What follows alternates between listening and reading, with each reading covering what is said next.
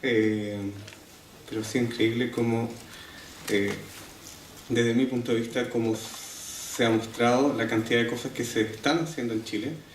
Y en particular mi contribución a todo esto tiene que ver con el hecho de... ¿Se escucha? No. ¿Sí? Ok. Con el hecho de tratar de... Ok, no importa. Con el hecho de tratar de evaluar cuál es la real contribución que está haciendo esta base de datos de biodiversidad marina con respecto al ecosistema de Humboldt. Ahora, ¿por qué con respecto al ecosistema de Humboldt y no con respecto a las costas de Chile? Básicamente por la política general que uno debería tener con respecto al océano. El océano es muy complejo de subdividir en fronteras políticas, pero sin embargo se ha hecho un esfuerzo por tratar de subdividirlos por fronteras que tienen que ver más que nada con funcionamiento, como son ecosistemas. En este caso, el ecosistema de Humboldt tiene características particulares que lo hacen un ecosistema que nos permitiría tratar de evaluar procesos y patrones en el océano que tienen que ver más que nada con alguna política de un punto de vista biológico más que político. Ahora, esta presentación y este trabajo lo realizamos con Paula Nieves, que es una doctora de la Universidad Católica del Sistema de Concepción, y ella trabaja principalmente en especies invasoras. Ahora, quiero destacar ese punto particular, porque la especie invasora a nivel mundial es una preocupación. Sin embargo, es una preocupación difícil de evaluar, porque si no conocemos lo que tenemos, difícilmente podemos decir lo que está llegando. Por tanto, el tratar de tener estas bases de datos de gran escala con respecto a biodiversidad es fundamental para muchas cosas a nivel mundial. Okay. El gran ecosistema de Humboldt básicamente incluye dos países, y Perú y Chile, y ha sido caracterizado, de acuerdo a las publicaciones que existen, a partir de dos grandes zonas biogeográficas, la provincia peruana y la provincia magallánica, que es la que está acá. Y entre estas dos provincias, grandes provincias, existe una potencial área intermedia. Existen muchos trabajos que fueron resumidos por el doctor Camus en el año 2000, creo, con respecto a biogeografía de organismos en esta zona. Ahora, la mayoría de estos trabajos están enfocados más que nada en un contexto bien político en cuanto a país. La mayoría de los trabajos están dentro de la costa de Chile y muy pocos abarcan la zona del Perú. Actualmente uno podría reconocer esto como un esquema general. Ahora, ¿cuánto de todo esto realmente uno podría distinguir de acuerdo a la base de datos OBIS, por ejemplo, una de las preguntas que tenemos? Independiente de la gran cantidad de trabajo que existe hasta ahora, los patrones del ecosistema a gran escala básicamente no están evaluados. Y otro punto fundamental es que básicamente casi todos los trabajos que se han realizado en el ecosistema de Humboldt tienen una sola dimensión, latitud.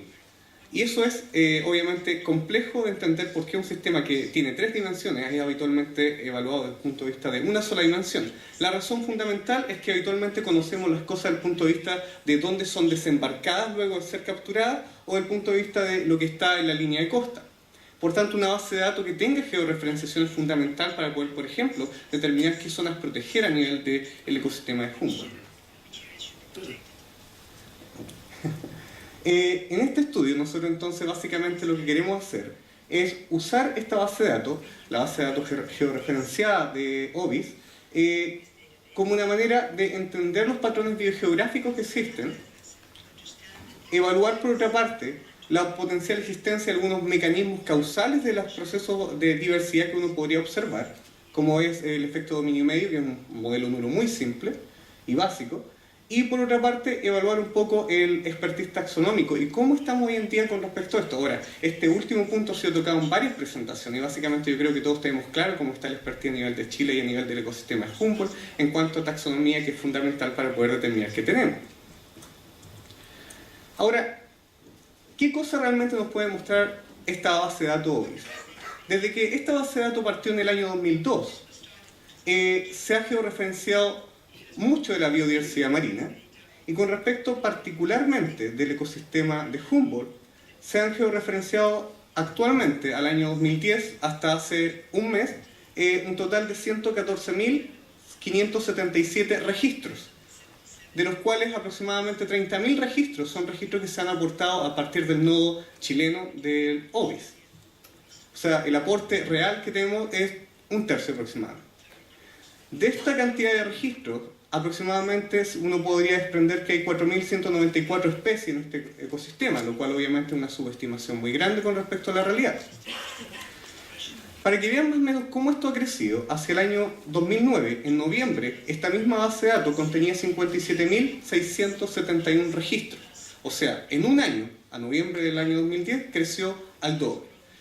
¿Por qué quiero destacar esto? Básicamente uno está acostumbrado a trabajar en su laboratorio o en su grupo de investigación e imagina que la cantidad de información que está generando es una información valiosa para el grupo, pero en realidad es muy valiosa también para el resto del mundo. Y evidencia eso es que muchos investigadores a nivel mundial están aportando con datos para Chile, a pesar de que uno diría, bueno, en Chile hemos hecho poco aporte. En realidad se ha hecho mucho aporte y ese aporte tiene que ver con la capacidad que tenemos ahora de hacer investigación, pero gracias a que todo el mundo está compartiendo datos a nivel mundial, podemos tener una base de datos que supera mucho con respecto a lo que realmente tenemos como aporte real en Chile. Por otra parte, esta base de datos tiene la gran ventaja, como se presentó ayer, de estar disponible online. Y por tanto, por estar disponible online, está libre para todo el mundo. Es decir, cualquier persona podría realizar investigaciones con el Census Marine Life, con el OBIS en particular, simplemente teniendo una máquina, un computador, descargando los datos y evaluando algunos patrones. Ahora, ¿cuál es la realidad del Census Marine Life? ¿Cuál es la realidad del OBIS en el ecosistema de Humboldt? Este es un gráfico de densidad de kernel. No se fijen en los valores. Básicamente lo que trata de mostrar acá es básicamente la densidad de muestreo. Si uno observa este gráfico o esta figura, uno podría decir, está muy bien muestreado, toda la zona de los fiordos está fantásticamente muestreado. Pero sin embargo, esos son puntos. Y hay varios puntos sobrepuestos unos sobre otros. En la realidad, eso es esa nube de puntos. Es decir, uno puede distinguir un claro sesgo en donde esta zona, que es la octava región, tiene una densidad de muestreo increíble. Solamente para dar algunas cifras. Las zonas que tienen colores más tenues, como eso, son aproximadamente 3.000 registros. Esta zona, que es la zona de Concepción y la costa, estamos hablando del orden de los 50.000 registros. Entonces hay una diferencia en muestreo muy grande. Ahora, eso genera un primer gran problema aparente con respecto a la utilización de este tipo de base de datos. Primero, no hay un muestreo homogéneo, eso es súper claro. Y por otra parte, que la actual diversidad del ecosistema de Humboldt uno lo podría estimar aproximadamente en 10.201 especies, que obviamente sigue siendo una subestimación, pero eso es solamente basado en toda la literatura publicada. Si uno hace una revisión de toda la literatura publicada en el ecosistema de Humboldt, excluyendo bacterias, que es otro mundo, y virus, obviamente, que es otro mundo, uno podría hablar aproximadamente de 10.000 especies. O sea, la base de datos actualmente tiene un poco menos de la mitad de la diversidad real, reconocida, y aparte el muestreo es no homogéneo. De acuerdo a este escenario uno diría, ok, entonces esta base de datos no sirve. Veamos qué nos dice realmente esta base de datos. Primero, este gráfico muestra los años y las barras muestran la frecuencia de descripción de especies a través del tiempo, desde 1760 hasta el año 2007. Si se dan cuenta, obviamente gran parte del proceso de descripción de especies en el ecosistema de Humboldt ocurrió hacia 1800. 1890 aproximadamente es donde estuvo el pic de descripción de especies. Luego, en 1980, un nuevo pic, o en los 80, estos son barras de cada, integrando 10 años de actividad. En los años 80 hubo una gran actividad de descripción de especies. Y hacia el año 2007 nuevamente descendió. Ahora, cuando uno suma todo esto, que está la curva sumada en porcentaje, claro, siempre hemos estado incorporando nuevas especies al sistema, pero el esfuerzo real obviamente está muy sesgado dependiendo del tiempo. Y algo pasó con la generación de los 80, que era gente que describía muchas especies, y que no se traspasó hacia la generación de los 90 y los años 2000. Eso es parte del desafío que se tiene hoy en día. ¿Qué nos puede decir la base de datos? Primero, la base indica, cuando uno la georreferencia y estima la diversidad con todos los puntos georreferenciados, la diversidad observada en la base de datos, que aproximadamente habrían 4 zonas de alta diversidad. Los puntos rojos indican alta diversidad, hasta 700 especies, y de 1 a 100 especies el color amarillo. Ahora, si uno lo compara con las zonas grandes, zonas biogeográficas descritas para el Pacífico Sureste, hay 2 zonas con alta diversidad en la zona peruana, en la intermedia una gran zona de alta diversidad, y en la magallánica, básicamente cerca de Chiloé, y esta zona de los fiordos que es muy rica en especies. Ahora, si uno observa esto y recuerda el gráfico de densidad kernel, donde veíamos el real aporte en términos de número de registros de la costa de Chile, básicamente lo que uno esperaba era que se diera un solo punto de alta diversidad en esta zona. Sin embargo, a pesar de lo submuestreado que está en otras zonas en términos de muestreo homogéneo en la costa del Pacífico Sureste, igualmente la diversidad no está distribuida de manera centralizada en esta zona del país, ni en esta zona del ecosistema de Humboldt. Cuando uno trata de evaluar de manera muy somera algunos mecanismos causales del proceso de diversidad, primero porque cuando uno observa esto se podría dar cuenta claramente que el claro patrón de aumento de diversidad hacia los trópicos no existe, que es un patrón que básicamente ha sido muy bien descrito en organismos terrestres y en el hemisferio norte. Uno podría preguntarse, ok, entonces, ¿qué explica esta diversidad? ¿Qué explica estos patrones y estos hotspots de diversidad en el Pacífico Sureste? Un mecanismo potencial causal es un sistema de acumulación aleatoria de especies de acuerdo a límites duros, que son los límites que en fondo representan los límites del ecosistema de Humboldt. Sin embargo, ese modelo por ahora no da cuenta de casi nada del patrón observado de la diversidad total del ecosistema de Humboldt. Pero cuando uno observa grupos específicos, por ejemplo, este es un trabajo que realizamos con algunos colegas que están presentes acá, como Rodrigo Moreno, Nicolás Ropachilo, que no sé si está presente, uno observa que poliquetos en particular tienen un cierto efecto dominio medio. Cuando uno observa la densidad o el número de especies en términos de especies endémicas a la costa de Chile, uno observa que incluso hay un gran pico de diversidad justamente donde hay mayor cantidad de registros. Ahora, esto está hecho en muy pocos grupos marinos en Chile. Básicamente, por una parte, la descripción de los patrones biogeográficos es muy pobre, y por otra parte, la descripción de los mecanismos causales de esos potenciales procesos o patrones biogeográficos es, yo diría, muy incipiente.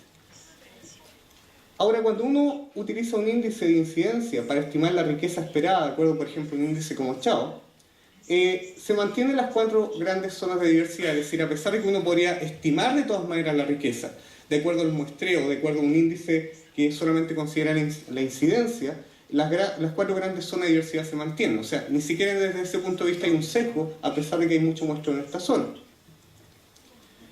Cuando uno utiliza, sin embargo, curvas de rarefacción o una técnica de rarefacción para ver la diversidad potencial en un escenario hipotético en el cual, por ejemplo, todo el ecosistema de Humboldt estuviera muestreado en una cantidad de muestra igual a 100, lo cual obviamente no ocurre, por eso es un escenario hipotético, uno observa así un patrón de aumento de riqueza hacia las zonas tropicales, pero obviamente eso está sesgado por el hecho de que obviamente es un patrón hipotético. O sea, esto todavía constituye una hipótesis potencial a someter a prueba cuando se complete un poco más la base de datos.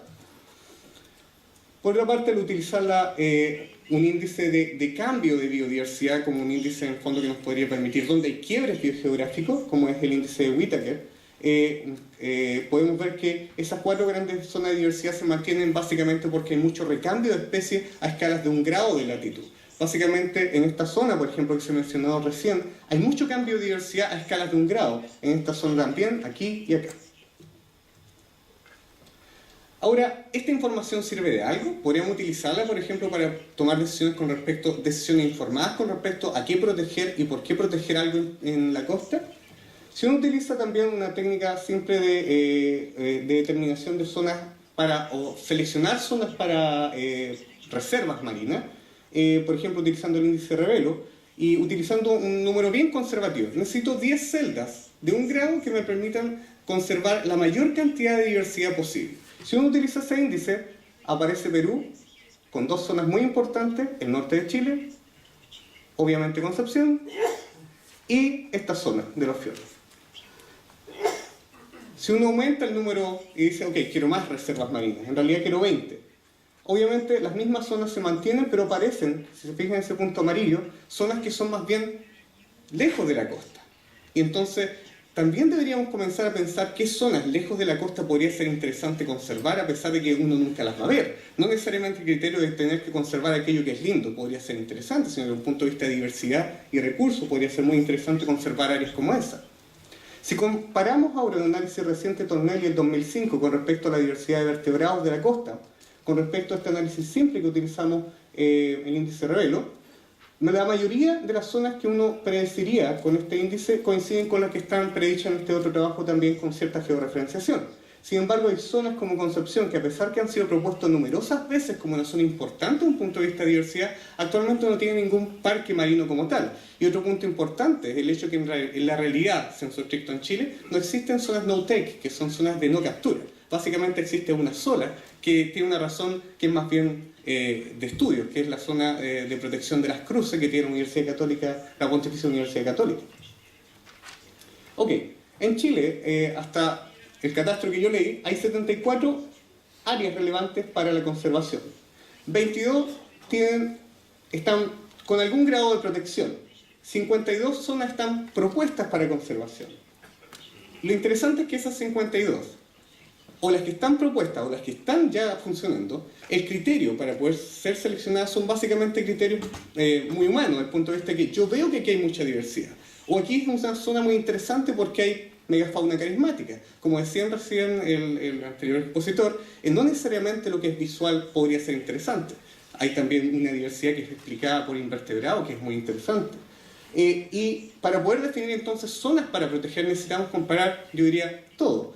Y desde ese punto de vista, la selección de zonas para protección necesariamente tiene que ser comparativa. Esta zona presenta mayor diversidad y mayor exclusividad que esta otra y por tanto tiene mayor prioridad que esta. Y esa es una discusión que aún no se ha dado, por lo menos en Chile. Las actuales áreas que están protegidas representan aproximadamente 30 kilómetros cuadrados. Incluyen 5 reservas marinas, un parque marino, 6 zonas santuario, 8 zonas de protección y una reserva de la biosfera, una zona Ramsar. La actual diversidad de Chile en realidad son 10.201 especies. ¿Queremos proteger esas 10.201 especies? ¿O queremos proteger ciertas especies que potencialmente son importantes desde un punto de vista económico o son más importantes desde un punto de vista de especies carismáticas? Al respecto, anfípodos, gastrópodos y poliquetos, por ejemplo, son los taxas que tienen un mayor número de diversidad de especies. 18 básicamente no tienen información taxonómica, no hay información disponible como para poder hacer catastro de diversidad en la costa o aún no está publicada. Como omicotas, loricíferas, poríferas, hay muy poca información. Y estos grupos, nadie por ejemplo pensaría en ser un parque nacional de poliquetos, pero sin embargo representan gran parte de la diversidad de los sistemas profundos y de las zonas bentónicas. Entonces es un tema que a lo mejor hay que discutir, que queremos proteger. Del punto de vista de expertise, ya lo hemos mencionado en varias presentaciones, falta mucho. El principal expertise está en mamíferos, aves, reptiles, peces, moluscos. Otros grupos básicamente no tienen expertos. 1,5% de las especies de todo el ecosistema de Humboldt son actualmente utilizadas para algún mecanismo comercial, pesquerías principalmente. El 0,009%, solo 9 especies, tienen alguna importancia comercial. Ahí hay alguna. Y uno se pregunta entonces, ¿estamos aprovechando bien, si queremos aprovechar esto desde un punto de vista económico, ¿estamos aprovechando bien toda esta diversidad de 10.000 y tantas especies? ¿Estamos utilizando el 0,09% realmente? Ahora, ¿lo queremos explotar realmente? ¿O qué queremos explotar? ¿Hay importancia biotecnológica en todo esto? Y son a lo mejor palabras clave, como aquí, palabras clave que permitirían a lo mejor convencer a políticos acerca de la importancia de la biodiversidad. En conclusión, a pesar de que la base de datos hoy necesita ser mejorada y revisada, la actual base de datos disponible muestra ciertos patrones que son coherentes con los patrones biogeográficos previamente propuestos. Nueva investigación en la costa y obviamente investigación y expedición oceánica permitiría incrementar obviamente el número de especies registradas en la base de datos hoy, mejoraría la resolución para poder determinar zonas importantes desde un punto de vista de biodiversidad, pero con un análisis georreferenciado. Y finalmente, hay que claramente estimular programas que permitan fortalecer nuevas generaciones en biólogos o en sistemática biológica. Obviamente, a través de aproximaciones moleculares, además de las morfológicas, lo cual podría contribuir a validar los actuales patrones de biodiversidad existentes y entonces podríamos hacer muchas cosas con respecto a las bases de datos disponibles. Ahora, ¿por qué me atreví a presentar esto? Básicamente porque muchos de los tópicos que hoy se toman en términos de diversidad, la conclusión final es: tenemos mucho por hacer. Tenemos que hacer más cruceros. Tenemos que ir nuevamente al fondo y ver qué hay. Sin embargo, ¿cuánto tiempo más vamos a esperar para poder comenzar a tomar decisiones informadas? Hay información. Tomemos decisiones informadas con lo que hay. Y al menos esta breve análisis podría mostrar varias decisiones informadas que uno podría tomar hoy en día con la información que se dispone. Y en el futuro, obviamente, esto podría cambiar y mejorar. Finalmente, agradecer al Census Marine Life, particularmente a Ariel Gallardo por su invitación, su apoyo en todo este trabajo, Patricia Milaslovich, que es la encargada del grupo sudamericano, a Lovis, a través de Edward, que es el jefe, digamos, el data manager superior de toda la base de datos Hobbit, que facilitó toda la base que analizamos, y algún proyecto Fondesit que básicamente lo que aportó fue la plataforma computacional para poder hacer este tipo de trabajo. Ok, gracias.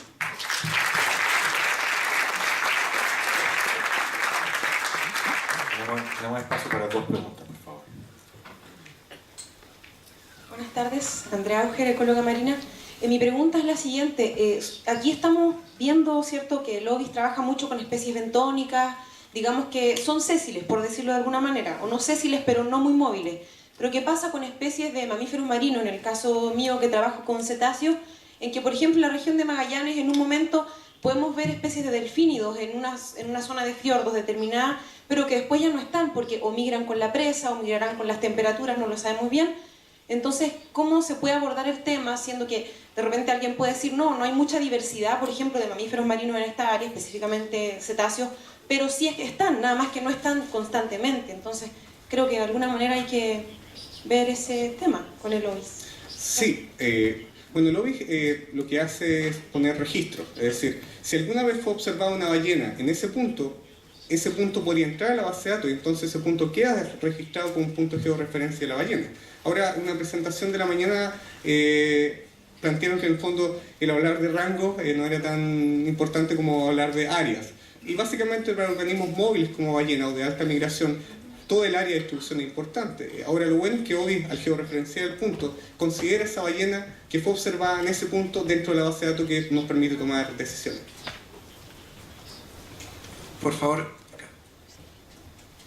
Sí, Fernando Mingram, secretario ejecutivo del CONA. ¿Tienes tú alguna evaluación o visión crítica sobre el programa CIMAR, que desde el año 95 ha estado trabajando en los fiordos y que va a iniciar ahora un nuevo quinquenio de observaciones y estamos tratando de definir mejor, digamos, nuestra contribución al conocimiento del área, que hasta ahora ha sido básica y orientada al tema procesos productivos? Entonces, ¿qué visión tienes tú y cómo podríamos contribuir mejor a este conocimiento tan necesario que tú haces mención? Ok. O sea, no es una crítica en realidad. Yo creo que es una reflexión no solamente al CONA, sino que a muchas instituciones en Chile que realizan estudios en biodiversidad, que tienen datos georreferenciados muy buenos acerca de biodiversidad, pero están guardados en las oficinas o en los computadores de los investigadores que la realizan, o en alguna base de alguna institución gubernamental que están ahí por siglos y siglos hasta que alguien lo va a tomar y lo va a utilizar. Es fundamental que las bases de datos disponibles que se generen a través del CONA o de la institución que sea, queden disponibles en una base de datos abierta como es el OBIS. Eso fue lo que se entendió a nivel mundial cuando se organizó el Census Marine Life. Básicamente estábamos trabajando todos separados y el océano uno solo. Y lo que hizo la gente fue dejar a disposición de todo el resto del mundo las facilidades de muestrear, trabajar y datos que ya se tenían tomados por muchos años, que hubiera sido imposible comparar si no se hubiera hecho este esfuerzo. Quizás necesitamos un pequeño Census Marine Life a nivel de Chile y juntar todas estas instituciones que tienen esta base de datos y decir, ¿cómo lo hacemos? ¿Cómo lo subimos, por ejemplo, al nodo de concepción de OBIS? ¿Cómo lo hacemos para que nadie se moleste y todos queden felices con esta base de datos? Yo te aseguro que si ese pequeño aporte se lograra, hacer un link entre las bases de datos disponibles en el CONA y en otras instituciones y el OBIS, se generaría un incremento muy bueno en cuanto a la resolución de los datos que hoy se tienen disponibles en OBIS. muchas gracias. Les recordamos que las preguntas pendientes para la mesa redonda, por favor. Gracias, doctor Hernández.